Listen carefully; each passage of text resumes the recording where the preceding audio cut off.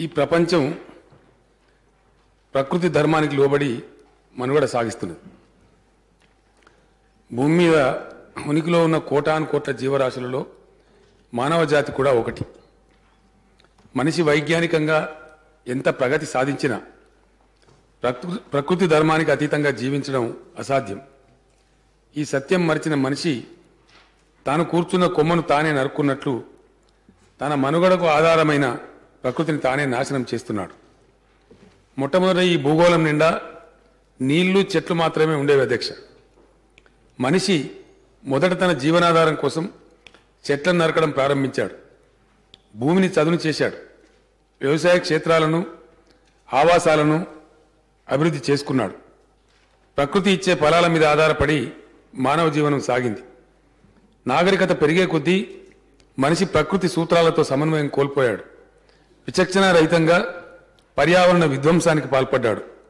ఈ వినాశనం ఫలితంగా భూకంపాలు, జల ప్రళయాలు, తీవ్ర ఉష్ణోగ్రతలు సంభవిస్తున్నాయి.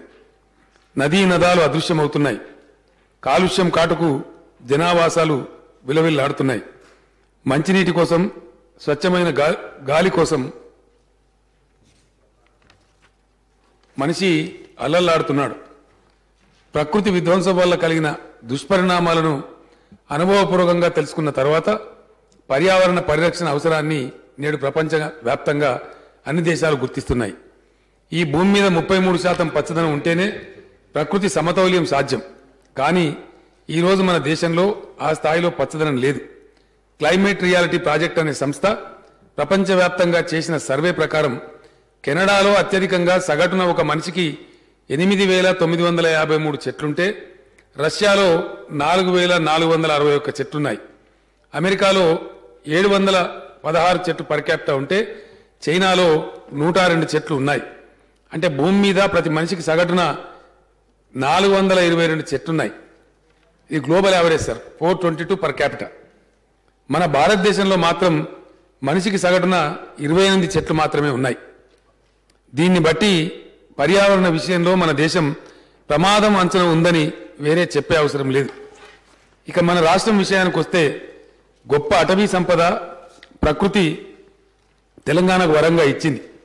అప్పటి ఆదిలాబాద్, ఖమ్మం, వరంగల్, కరీంనగర్, నిజామాబాద్, మెదక్, రంగారెడ్డి జిల్లాల్లో దట్టమైన అడవులు విస్తరించి ఉన్నాయి.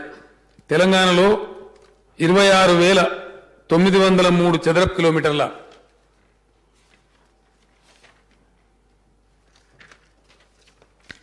విస్తీర్ణంలో అటవీ భూమి ఉంది. ఇందులో ఒకప్పుడు 25% దట్టమైన అడవి, 50% ఒక మోస్తరు అడవి, మిగతా 25% అటవీ భూముల్లో చెట్లు, చిన్న చిన్న పొదలు ఉండేవి. కానీ ఇప్పుడు ఈ అటవీ భూమిలో 1.06% మాత్రమే దట్టమైన అడవి మిగిలింది. 28.95% మామూలు అడవి మిగిలింది. మిగతా అటవీ భూమి అనేక కారణాల వల్ల క్షీణించింది. అడవుల పరిరక్షణ అవసరాన్ని గత పాలకులు విస్మరించారు. పాలకులకు తగిన పట్టింపు లేకపోవడంతో చెట్ల నరికివేత పెద్ద ఎత్తున కొనసాగింది. కనీసం కోల్పోయిన అడవిని పునరుద్ధరించేందుకైనా ప్రయత్నాలు జరగలేదు. ప్రభుత్వ గణాంకాల ప్రకారం చూస్తే ఉమ్మడి ఆంధ్రప్రదేశ్ అంతటికీ కలిపి కూడా అడవుల సంరక్షణ, పునరుద్ధరణ, మొక్కల పెంపకం కోసం రాష్ట్ర ప్రణాళిక వ్యయంలో ఏటా సగటున ఖర్చు పెట్టింది కేవలం 14 కోట్ల రూపాయలు మాత్రమే. 2004-2014 మధ్యకాలంలో రాష్ట్ర ప్రణాళిక వ్యయం కింద అటవీ శాఖ మొత్తం ఖర్చు 130.61 కోట్ల రూపాయలు మాత్రమే. ఇక మొక్కలు నాటే కార్యక్రమం మొక్కుబడిగానే సాగింది. 1980-2014 మధ్యకాలంలో తెలంగాణలోని అటవీ భూముల్లో 3.17 లక్షల హెక్టార్లలో మాత్రమే మొక్కల పెంపకం పరిమితమైంది. ఈ 34 ఏళ్లలో తెలంగాణలో నాటిన మొక్కల సంఖ్య కేవలం 35.3 కోట్లు మాత్రమే. ఇదే సమయంలో ప్రభుత్వ లెక్కల ప్రకారం 2.94 లక్షల హెక్టార్ల అటవీ భూమి అన్యాక్రాంతం అయిపోయింది. ఈ పరిణామం వల్ల తెలంగాణ ప్రాంతం చాలా మూల్యం చెల్లించుకోవాల్సి వచ్చింది. పాత ఆదిలాబాద్, ఖమ్మం, వరంగల్ జిల్లాలోని కొంత ప్రాంతం మినహా మిగతా తెలంగాణ అంతటా ప్రతి ఏటా తీవ్ర వర్షాభావం నెలకొంటున్నది. అడవి దట్టంగా ఉన్న చోట వర్షాలు పడుతుంటే వృక్ష సంపద తరిగిపోయిన చోట దుర్భిక్షం నెలకొంటున్నది. రాష్ట్రంలో అటవీ శాతం ఎక్కువ ఉన్న జయశంకర్, భూపాలపల్లి, కొమరంభీం, ఆసిఫాబాద్, భద్రాద్రి కొత్తగూడెం, నిర్మల్ తదితర జిల్లాల్లో ఎక్కువ వర్షపాతం ఉంది. అడవులు తక్కువ ఉన్న కరీంనగర్, వరంగల్ అర్బన్, వరంగల్ రూరల్, జనగామ, సిద్దిపేట, సిరిసిల్ల, యాదాద్రి, రంగారెడ్డి, మహబూబ్ నగర్, జోగులాంబ, గద్వాల, వనపర్తి తదితర జిల్లాల్లో వర్షపాతం రాష్ట్ర సగటు కంటే కనిష్టంగా ఉంటున్నది.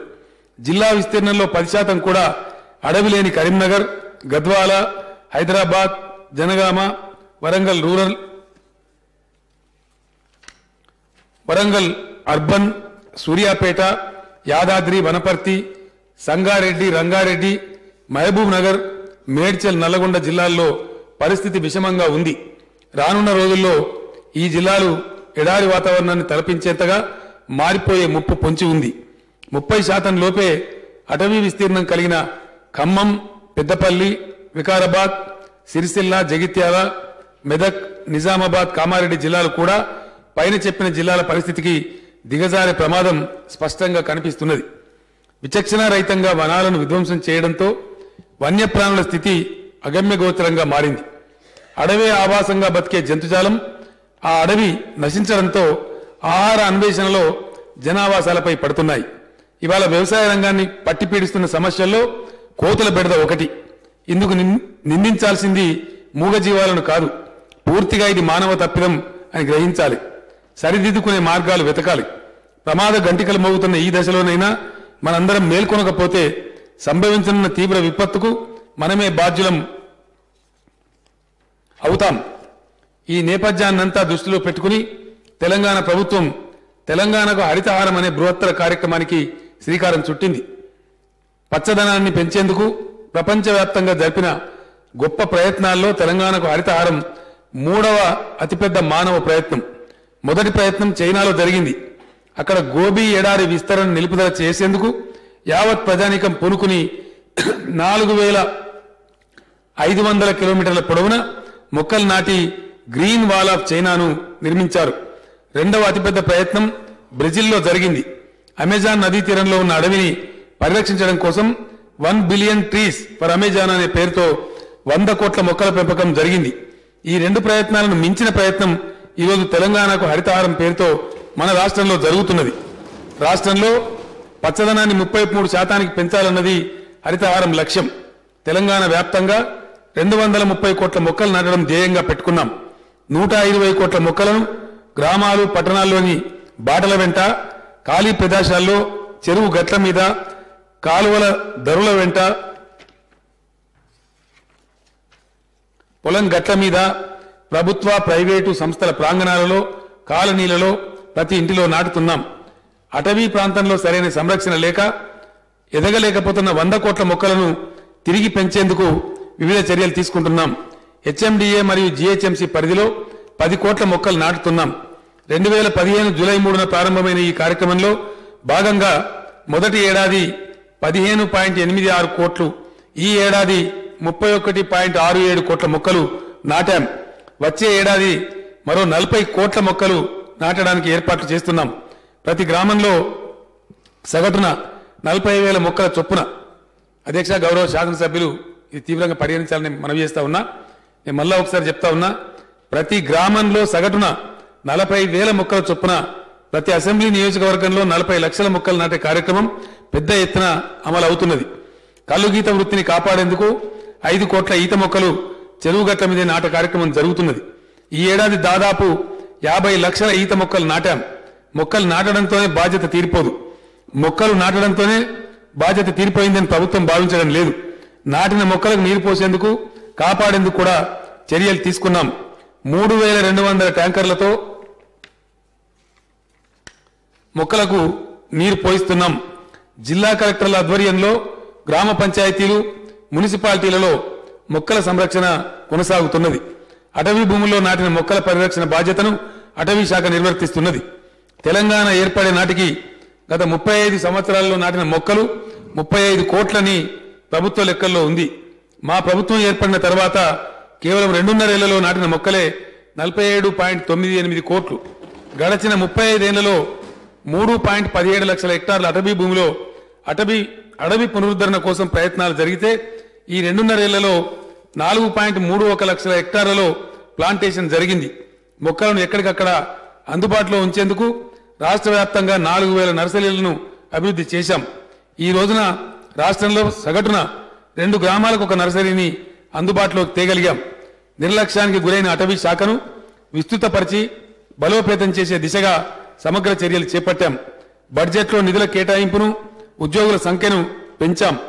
గత ప్రభుత్వంలో అటవీ శాఖకు ఏడాదికి 14 కోట్ల రూపాయలు ఖర్చు చేస్తే తెలంగాణ రాష్ట్రం వచ్చిన నాటి నుంచి నేటి వరకు 1243 కోట్ల రూపాయలు హరితహారంకు మా ప్రభుత్వం కేటాయించింది. అంటే సగటున ఏడాదికి తెలంగాణ ప్రభుత్వం 400 కోట్ల రూపాయలకు పైగా పచ్చదనం పెంచడం కోసం ఖర్చు చేస్తున్నది. గత ప్రభుత్వాలు పెట్టిన ఖర్చుతో పోలిస్తే ఇది 30 రెట్లు ఎక్కువ. అటవీ శాఖను అవసరాలను తగినట్లుగా పునర్వ్యవస్థీకరించాం. తెలంగాణలో మొదటిసారిగా 28 జిల్లా అటవీ అధికారుల నియామకం జరిగింది. గతంలో 28 ఫారెస్ట్ డివిజన్లుంటే వాటిని 37 చేశాం. రేంజ్ల సంఖ్యను 106 నుంచి 185 పెంచాం. 469 సెక్షన్లను 831 చేశాం. బీట్ల సంఖ్యను 1428 నుండి 3132కు పెంచాం. ఉద్యోగుల సంఖ్యను కూడా ఇందుకు అనుగుణంగా పెంచాం. కొత్తగా 2058 పోస్టులను భర్తీ చేస్తున్నాం. 67 రేంజ్ ఆఫీసర్ పోస్టులను, 90 సెక్షన్ ఆఫీసర్ పోస్టులు, 1857 బీట్ ఆఫీసర్ పోస్టులు, మరో 44 పోస్టుల భర్తీకి అనుమతులు ఇచ్చాం. అటవీ భూముల పరిరక్షణ కోసం, కలప స్మగ్లింగ్ను అరికట్టడం కోసం ప్రభుత్వం తీసుకున్న చర్యలు సత్ఫలితాలను ఇస్తున్నాయి. అడవిలో చెట్లు నరికివేతను చాలా వరకు నిరోధించగలిగాం. గతంలో ఏడాదికి సగటున 15,000 వరకు ఇలాంటి సంఘటనలు జరిగితే ఈ ఏడాది వాటి సంఖ్య 5,000కు తగ్గింది. పేరు మోసిన కల్ప స్మగ్లర్లు 5గురిపై పీడీ యాక్ట్ కింద అరెస్టు చేసి జైలుకు పంపాం. గతంలో అడవి గస్తీ తిరిగేందుకు తగినన్ని వాహనాలు ఉండేవి కావు. గతంలో అటవీ శాఖకు మొత్తం వాహనాలు 237 ఉండేవి. మా ప్రభుత్వం వచ్చిన తర్వాత 2143 వాహనాలు కొత్తగా అటవీ శాఖకు సమకూర్చాం. కొత్తగా సమకూర్చిన వాటిలో 26 కార్లు, 124 జీపులు, 1993 మోటార్ సైకిళ్లు ఉన్నాయి. అడవి మీద ఆధారపడి జీవించే ప్రజలకుండే హక్కుకు సంబంధించి కొంత స్పష్టత ఇవ్వదలుచుకున్నాను. గతంలో ప్రభుత్వం ROFIRలు ఇచ్చింది. దీని ప్రకారం అటవీ ప్రాంత వాసులకు అటవీ ఉత్పత్తులను సేకరించుకొని జీవనం గడిపే హక్కు ఉంటుంది. అంతే తప్ప అడవిని చదును చేసే హక్కు కాదు. ఆదివాసుల జీవన విధానాన్ని భంగపరచకుండా ఉండేందుకు ఈ హక్కు ఉద్దేశించబడింది. కానీ ఇది అటవీ భూమి మీద హక్కు కాదనే విషయం గ్రహించాలని ఈ సభ ద్వారా కోరుతున్నాను.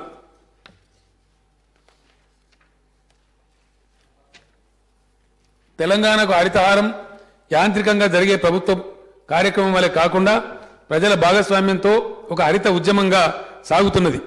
వానలు వాపసు రావాలే, కోతులు వాపసు పోవాలే అని నేను ఇచ్చిన నినాదం జనసామాన్యం గుండెలను తాకింది. గత వర్షాకాలంలో ఆబాల గోపాలం అమితోత్సాహంతో నర్సరీల నుంచి మొక్కలు తీసుకొచ్చి అనువైన చోటల్లా నాటారు. ప్రభుత్వం ఇచ్చిన పిలుపునందుకొని వేలాదిగా తరలివచ్చిన జనం విజయవాడ, బెంగళూరు రహదారుల వెంట భారీ స్థాయిలో మొక్కలు నాటారు. తెలంగాణ వ్యాప్తంగా ప్రతి ఊరిలో ప్రజలు స్వచ్ఛందంగా ముందుకొచ్చి తమ బాధ్యతగా మొక్కలు నాటడం లాంటి దృశ్యాలు ఎన్నో ఆవిష్కృతమయ్యాయి. తెలంగాణ భూమిపై పచ్చని నీడను పరిచే ఈ మహాయజ్ఞం నిరంతరాయంగా నిరాటంకంగా కొనసాగిస్తామని సభకు తెలియజేస్తున్నాను. రాజకీయాలకు అతీతంగా అన్ని వర్గాలు ముందుకొచ్చి ఆకుపచ్చని తెలంగాణను ఆవిష్కరించాలని ఈ సభ ద్వారా ప్రజలందరికీ మనవి చేస్తున్నాను. ఏడబడినది నీ తెలంగాణ హైలీ అబ్జెక్షనబుల్. నా తెలంగాణ, మన తెలంగాణ అనండి. నీ తెలంగాణ నువ్వు తెచ్చినావు తెలంగాణని. It's absolutely very highly objectionable అధ్యక్ష. మాటికి మాట్లాడినప్పుడు నా బిడ్డలు, నా తెలంగాణ